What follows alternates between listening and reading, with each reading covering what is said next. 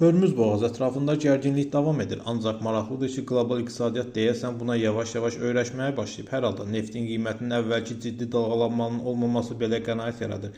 Bu arada İran parlamentinin spikeri Məhəmməd Baqir Hörmüz boğazında hərbi siyasi vəziyyətin dəyişdiyini və bölgədə yeni bir reallığın formalaşdığını bəyan edib. Bu barədə o X sosial şəbəkəsindəki hesabında paylaşım edib.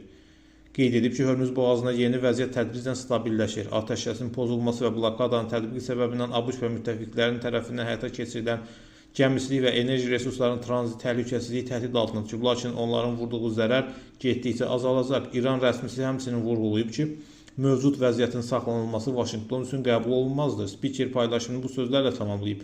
Biz yaxşı bilirik ki, mövcud status quo-nun qorunması ABŞ üçün qeyri-mümkündür. Halbuki biz hələ hərəkətə keçməmişik.